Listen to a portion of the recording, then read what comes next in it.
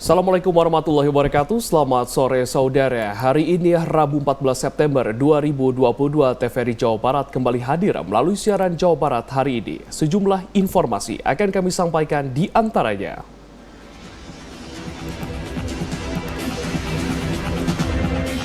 Dampak banjir jembatan penghubung Tasik Ciamis terancam roboh.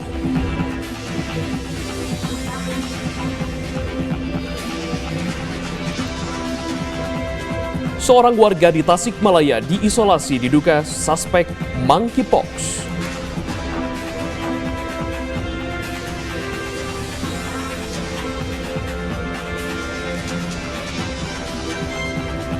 Tren kasus HIV/AIDS di Kabupaten Subang meningkat didominasi pria penyuka sesama jenis.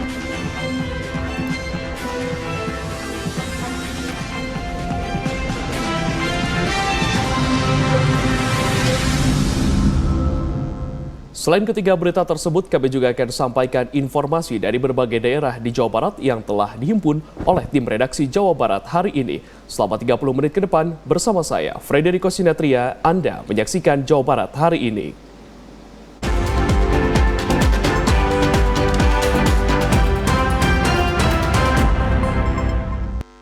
Sebelum mengawali Jawa Barat hari ini, saudara, kami selalu mengingatkan kepada Anda untuk tetap menerapkan protokol kesehatan secara ketat dan juga secara maksimal dikarenakan pandemi COVID-19 belum usai. Dan mari mendukung program pemerintah yaitu vaksinasi. Kita awali Jawa Barat hari ini, saudara. Hujan deras yang terjadi pada Minggu malam menggenangi ratusan rumah dan mengakibatkan sebuah jembatan yang menghubungkan jalur Tasik Ciamis terancam roboh. Jembatan di Kelurahan Sukamanah dan Lengkong, Kecamatan Tawang, Kota Tasikmalaya. Kondisinya mengkhawatirkan akibat pondasi terbawa longsor saat terjadi hujan deras pada Minggu malam. Longsor di bagian ujung jembatan tersebut membuat ujung jembatan bolong dan retak karena tanah di bawahnya terbawa longsor. Warga kemudian berinisiatif mengatur lalu lintas untuk bergantian melintas dengan satu lajur karena jika dipaksakan dikhawatirkan bisa ambruk. Kabin Jalan dan Jembatan PUPR Kota Tasikmalaya saat meninjau lokasi mengatakan sebenarnya pondasi bawahnya masih aman, namun sebagian tanah atasnya terbawa longsor yang dijadikan pondasi pipa PDAM hingga mengakibatkan ujungnya retak dan bolong sehingga jika dilalui ditakutkan akan terperosok. Mungkin karena hujan semalam ya, karena kalau dilihat sepintas kelihatannya ada air yang agak deras. Di situ juga ada pondasi PDAM, sehingga sebetulnya kalau hanya pondasi dan pohon yang terseret mungkin tidak masalah ke jalan, tapi karena mungkin pondasinya itu pondasi PDAM-nya berdekatan dengan pinggir jalan sehingga tertarik kelihatannya ya kalau analisa sementara itu seperti itu. Jembatan Ahmad Yani tersebut merupakan salah satu akses terdekat antara Tasik menuju Ciamis, khususnya dari wilayah kota yang bisa memangkas perjalanan. Rencana perbaikan belum dapat ditentukan kapan akan dimulai karena keterbatasan anggaran. Dari Kota Tasikmalaya, Tony Sontani, TVRI melaporkan. Beralih ke informasi lainnya, saudara, seorang warga Kota Tasikmalaya terpaksa dimasukkan ke ruang isolasi RSUD Dr. Soekarjo karena memiliki gejala mirip cacar monyet atau suspek monkeypox. Kini pasien tersebut dalam pemantauan tim dokter. Seorang warga asal Kota Tasikmalaya berjenis kelamin perempuan dengan usia 16 tahun mengalami sakit dengan ciri-ciri mirip gejala cacar monyet yang kini mulai menyebar di berbagai negara. Dari gejala yang dialami warga tersebut, sejak 1 minggu lalu mengeluh sakit demam dan mengalami ruam di sekujur tubuhnya. Warga tersebut dilarikan ke rumah sakit dan hari Jumat akhirnya dimasukkan ke ruang isolasi RSUD Dr. Soekarjo Tasikmalaya untuk dilakukan observasi. Pemeriksaan sampel darah atau lesi pada ruam untuk pemeriksaan laboratorium telah dikirim ke Kementerian Kesehatan RI di Jakarta. Hingga saat ini hasil lab dari Kementerian Kesehatan masih dalam pemeriksaan. Kita ada satu kasus suspek monkeypox ya, tapi baru suspek ini yang perlu kita sampaikan. Kenapa baru suspek? Karena memang kita baru mengandalkan hasil pemeriksaan fisik itu dan kami dapat dari RSUD Dr. Soekarjo karena memang hasil labnya yang kita ambil dari darah maupun dari lesi dari lesi yang ada di tubuh itu baru kita kirim ke pusat. Untuk pemeriksaan laboratoriumnya masih kita menunggu hasil. Dinas Kesehatan mengimbau agar masyarakat Kota Tasikmalaya tidak khawatir karena hasilnya belum pasti positif cacar monyet. Dari Tasikmalaya, Dari Kota Tasikmalaya, Tony Sintani, Dari Kota. Kita beralih ke informasi lainnya, Saudara. Sebanyak 156 warga Kabupaten Subang, Jawa Barat mengidap HIV/AIDS yang didominasi kelompok pria penyuka sesama jenis. Kondisi itu terjadi awal tahun 2022 ini. Jumlah penderita HIV/AIDS di Kabupaten Subang, Jawa Barat terus bertambah dari waktu ke waktu. Kurun waktu 4 tahun terakhir trennya meningkat. Data dari Dinas Kesehatan Kabupaten Subang, jumlah penderita HIV/AIDS dalam waktu 4 tahun terakhir mencapai 2.536 kasus. Bahkan pada tahun 2022 ini, dari 156 kasus baru HIV/AIDS, penderitanya didominasi kelompok pria penyuka sesama jenis. Sisanya dari wanita penjajah seks, waria, pengguna narkoba jarum suntik, dan masyarakat umum termasuk ibu rumah tangga, anak-anak, dan juga balita. Kasus HIV/AIDS dari kaum biseksual tersebut tidak terlepas dari fenomena seks antar lelaki di Kabupaten Subang yang merebak dalam beberapa tahun terakhir ini.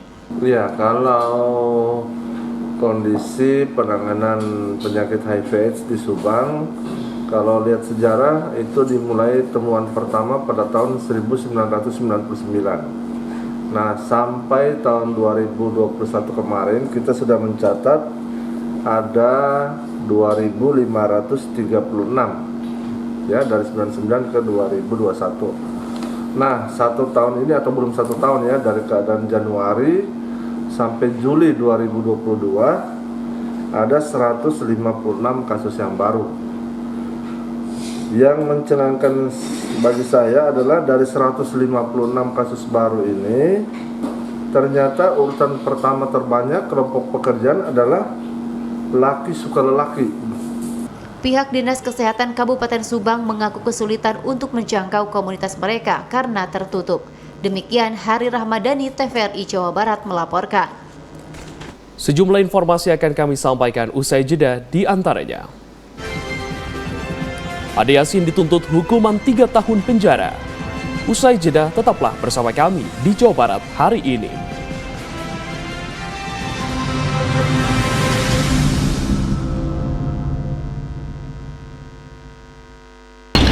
Guys, saya lagi ada di Bandung. Semalam tuh ditelepon Kang Emil, diminta datang ke sentra IKM yang ada di Jawa Barat. Sekarang kan pasca pandemi, alhamdulillah sudah mulai bangkit lagi. Keren banget kan?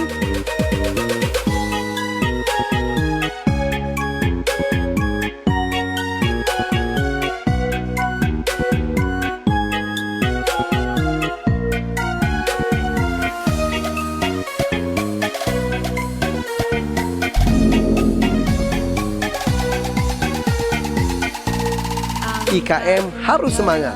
IKM bangkit. Jabar juara, IKM berjaya.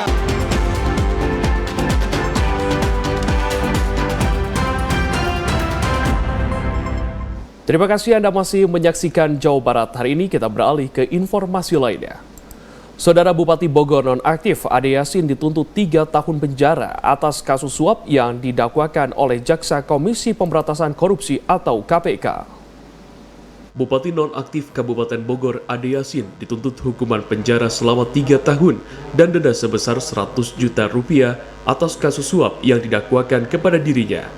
Dalam sidang tuntutan yang digelar di Pengadilan Negeri Kelas 1A Bandung, jaksa penuntut dari Komisi Pemberantasan Korupsi KPK menilai terdakwa Ade Yasin terbukti bersalah melakukan suap sebesar 1,9 miliar rupiah kepada oknum pegawai Badan Pemeriksa Keuangan Kantor Wilayah Jawa Barat agar laporan keuangan pemerintah daerah LKPD Kabupaten Bogor mendapat predikat wajar tanpa pengecualian atau WTP. Selain hukuman penjara, jaksa KPK juga meminta agar terdakwa mendapat hukuman tambahan berupa pencabutan hak politiknya selama 5 tahun setelah terdakwa menjalani pidana pokok. Untuk terdakwa Ade Yasin pidana penjara selama 3 tahun penjara dan denda sebesar Rp1 juta subsidiar 6 bulan kurungan, dan ada pidana tambahan berupa pencabutan hak untuk dipilih dan dipilih dalam jabatan publik selama 5 tahun setelah terdakwa menjalani pidana pokok.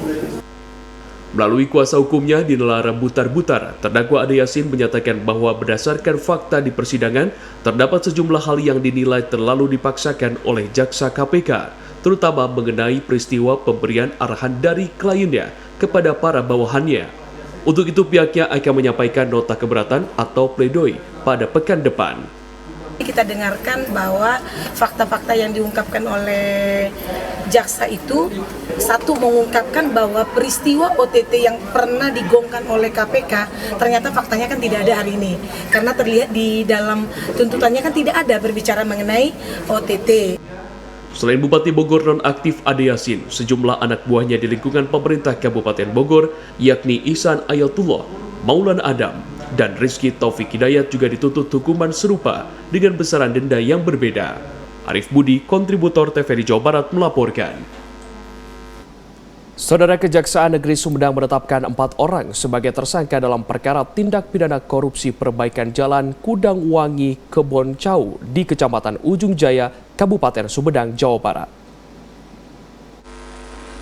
Kejaksaan Negeri Kabupaten Sumedang mengungkap kasus korupsi yang melibatkan sejumlah pejabat Dinas Pekerjaan Umum dan Tata Ruang atau PUTR Kabupaten Sumedang, Jawa Barat. Pada Selasa malam, pihak kejaksaan memeriksa 3 orang yang diduga terlibat korupsi perbaikan jalan Kudangwangi Keboncau di Kecamatan Ujung Jaya pada tahun 2019. Setelah melakukan pemeriksaan selama lebih dari 7 jam, Kejaksaan Negeri Sumedang akhirnya menetapkan 4 orang sebagai tersangka kasus korupsi. Dengan menggunakan rompi tahanan, 3 dari 4 orang tersangka langsung dititipkan ke Lapas Kelas 2B Sumedang.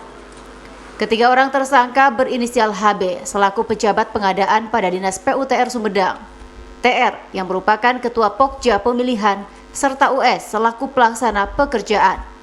Sedangkan 1 tersangka lain yakni DR yang pada tahun 2019 menjabat sebagai Kepala Bidang Bina Marga Sumedang tak dapat memenuhi panggilan pemeriksaan dengan alasan sakit.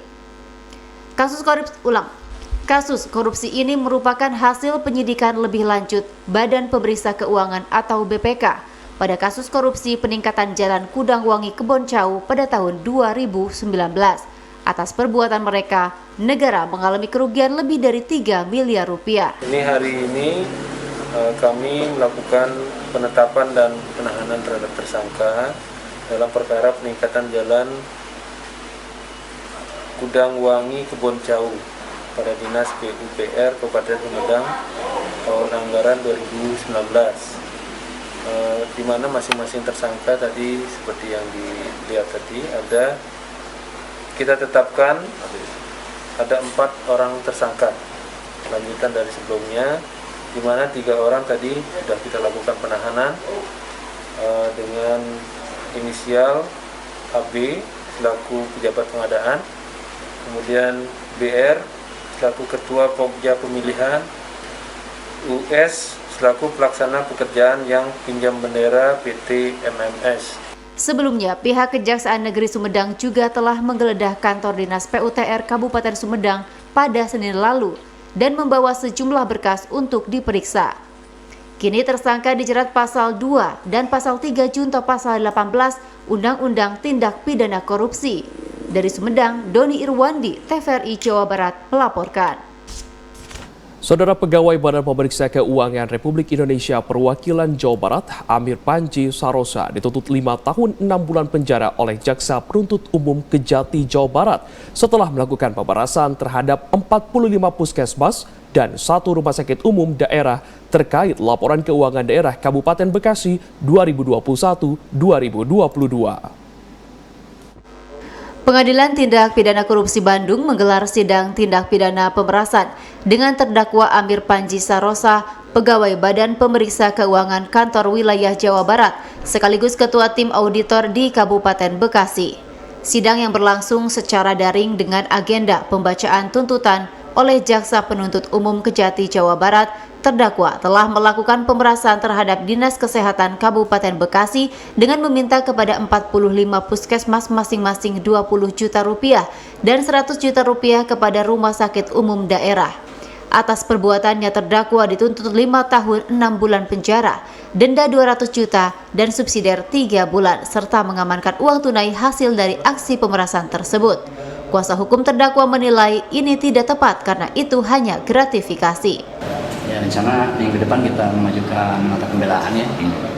Menurut kami tidak tepat menggunakan pasal 12 seharusnya kan menggunakan pasal 11 ya. Kenapa? Karena ada simbiosis mutualisme ya antara pihak rumah sakit Bekasi dengan kepala puskesmas, kepala puskesmas di sana.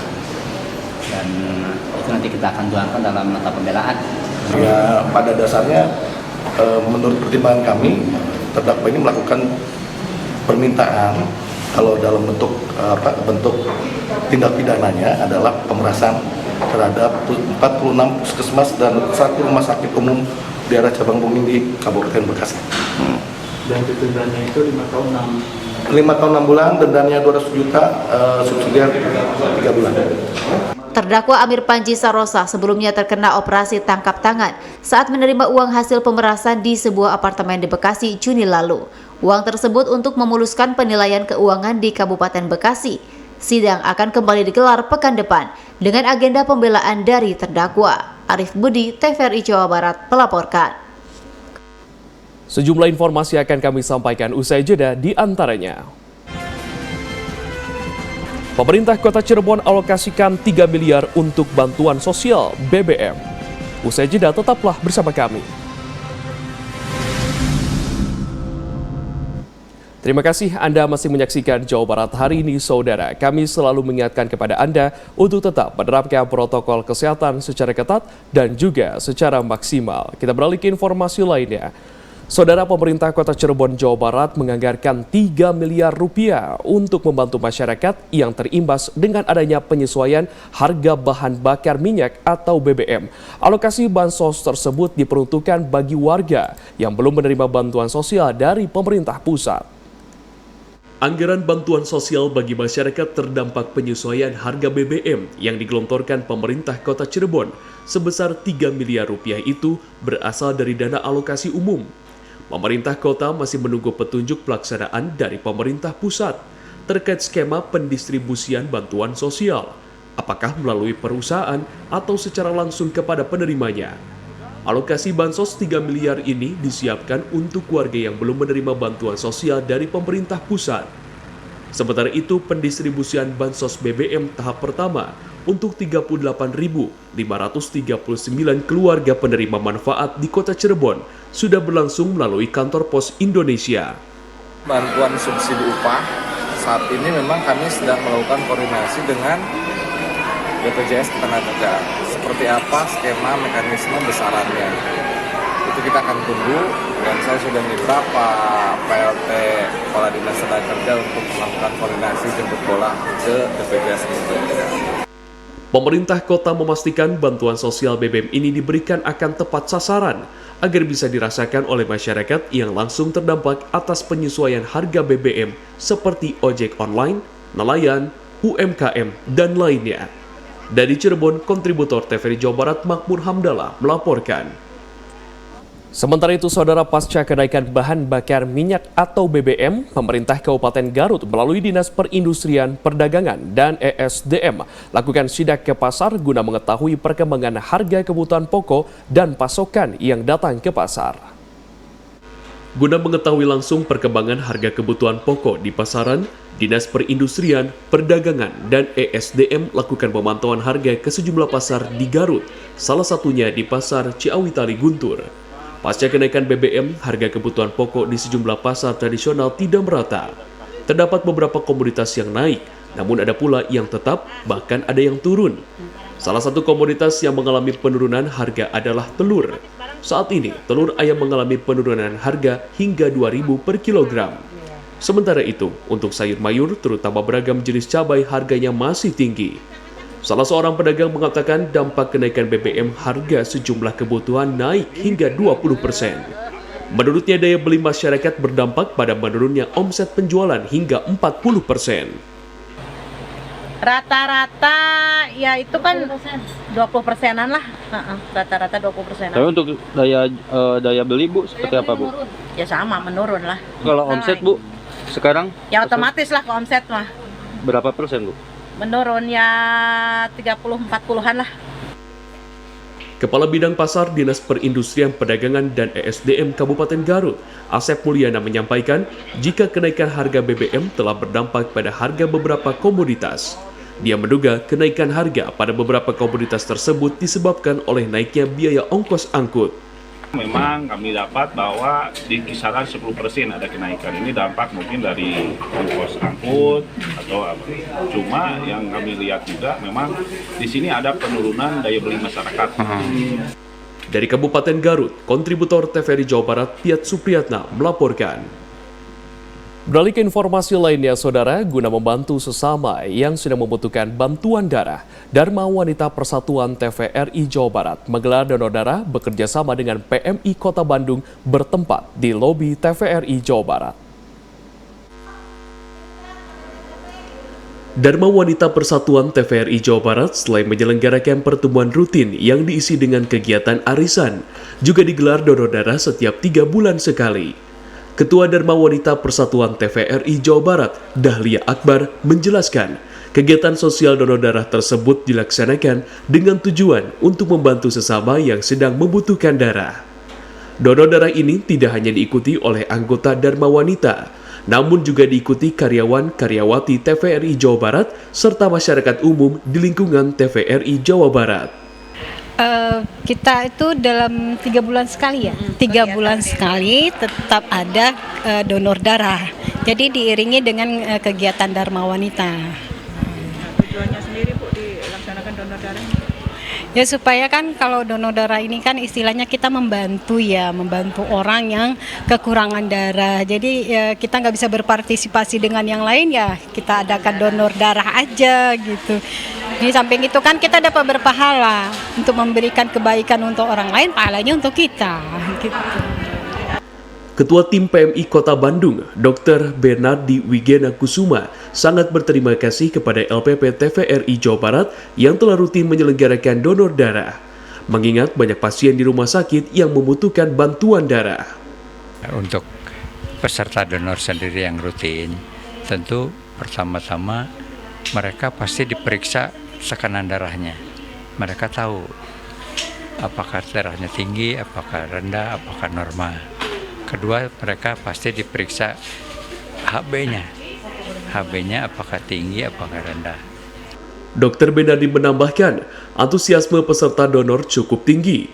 Hal tersebut terlihat dari jumlah peserta yang mencapai puluhan pendonor.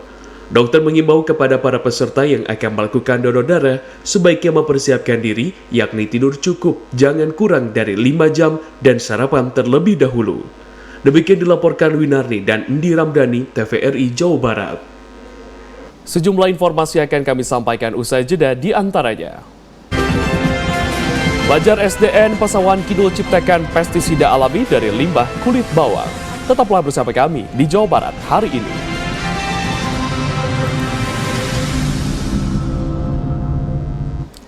Terima kasih Anda masih menyaksikan Jawa Barat hari ini. Saudara, pelajar SD Negeri Pasawahan Kidul, Kabupaten Purwakarta, Jawa Barat berinovasi membuat pestisida alami dari limbah kulit bawang merah dan bawang putih. Pestisida alami hasil fermentasi selama 24 jam ini bisa mengalihkan hama dari tanaman dan merangsang akar tanaman. Berbagai jenis tanaman termasuk tanaman sayuran dan buah-buahan menghiasi halaman sekolah SDN Pasawahan Kidul di Kecamatan Pasawahan, Kabupaten Purwakarta. Namun kesuburan berbagai jenis tanaman di sekolah ini tidak luput dari ancaman hama, sehingga para pelajar di sekolah dengan bantuan 2 orang guru pembimbingnya, Fitriah Mailani dan Siti Nur Azizah, berhasil menciptakan pestisida alami dari limbah kulit bawang merah dan bawang putih melalui proses fermentasi selama 1 kali 24 jam. Kepala Sekolah SDN Pasawahan Kidul Ai Jubaidah menjelaskan, inovasi dari pelajar ini muncul setelah adanya hama yang menyerang berbagai tanaman di lingkungan sekolah. Pestisida alami ini selain untuk mengalihkan hama dari tanaman, juga bermanfaat sebagai perangsang akar tanaman, pupuk organik cair, dan ampas limbah kulit bawangnya menjadi kompos. Kita lihat ya, tanamannya subur-subur, kita selalu berinovasi untuk selalu meningkatkan hasil panen. Nah, kadang kita terkendala dengan berbagai hama ya. Nah, kita berinovasi untuk membuat pestisida alami dengan memanfaatkan kulit bawang merah dan kulit bawang putih. Nah, itu nanti disemprotkan ke tanaman dan untuk pengalih hama.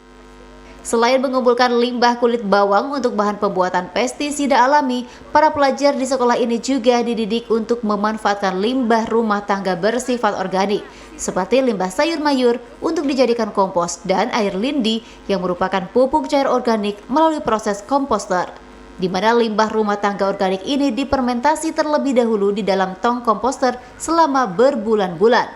Dari Purwakarta, Alex Supriyadi melaporkan. Hari Olahraga Nasional tahun 2022 menjadi simbol semangat bagi kemajuan olahraga nasional di Kabupaten Majalengka. Peringatan Haornas ke-39 tingkat Kabupaten Majalengka 9 September berlangsung di Lapang GGM. 12 orang atlet yang telah menorehkan prestasinya di kancah berbagai cabang olahraga, termasuk 2 diantaranya Rinaldi AF, pelatih tenis meja meraih medali perak ASEAN Para Games, dan Memen, pelatih karate tradisional Pornas mendapat penghargaan. Menghadapi Pekan Olahraga Provinsi Jawa Barat yang akan dihelat awal November bertempat di 9 kabupaten, kota, dan Pekan Olahraga Paralimpik Daerah atau Peparda pada akhir November yang berpusat di Kabupaten Bekasi. KONI Majalengka optimis dapat mengawal atletnya menyabet 10 emas pada event ini. Bupati Majalengka Karna Subahi mengingatkan arti penting prestasi menjadi daya dukung bersama. Berbagai cabang olahraga diperoleh oleh anak-anak kita dari mulai level internasional, nasional, dan provinsi. Oleh karena itu saya tidak akan segan-segan mengingatkan kepada semua pihak bahwa arti penting prestasi ini harus menjadi daya dukung bersama. Sementara itu, Ketua KONI Majalengka Bakti Anugrah mengaku akan memberikan dukungan penuh pada event Porprov Jabar 2022. Alhamdulillah itu membuktikan dukungan penuh pemerintah daerah, dalam hal ini Pak Bupati terkait olahraga. Sebagaimana diketahui tahun ini, tahun 2022, kita akan menghadapi event besar, hajat besar olahraga Jawa Barat. Sebanyak 272 orang manajer, pelatih, atlet Porprov, dan 50 atlet Peparda akan berlaga pada event Pekan Olahraga Provinsi Jawa Barat. Saudara, 2 orang petinju asal Sasana Kodam 3 Siliwangi akan tampil pada gelaran Big Fight Boxing International 2022. Gelaran tinju profesional bertajuk Big Fight Boxing International ini memperebutkan sejumlah gelar. Dari 9 partai yang rencananya ditandingkan, puncaknya akan bertemu petinju asal Sasana Kodam 3 Siliwangi, Galarti Sony, menghadapi petinju asal Thailand, Canon Sotcam, dalam perebutan gelar ABF dan sabuk emas Kepala Staf Angkatan Darat Jenderal TNI Dudung Abdurrahman di kelas Super Bantamweight. Menurut Galarti Sony, masa persiapan yang dilakukan untuk menghadapi Canon kurang lebih 3 bulan. Saat ini, petinju berusia 29 tahun tersebut sudah merasa sangat siap. Bahkan dirinya berani sesumbar bisa merebut kemenangan KO di ronde kelima. Selain Galarti, petinju Sasana Kodam 3 Siliwangi lainnya, Didi Panzer, akan berhadapan dengan petinju asal Sasana Algojo Becek Gunung Kidul, Hendy Lewis, di kelas welterweight dalam perebutan sabuk emas dan rem 052 Wijaya Krama, Brigjen TNI Rano Maxim Adolf Tilaar. Persiapan saya sendiri ya syukur ya, puji Tuhan, cukup sangat baik sekali. Dengan persiapannya sangat matang, saya sangat yakin untuk merobohkan lawan di ronde 5 nanti. Harapan saya petinju. Masih tadi menutup perjumpaan kita kali ini, akhir kata saya Frederico Sinetria mengucapkan terima kasih. Wassalamualaikum warahmatullahi wabarakatuh dan sampai jumpa.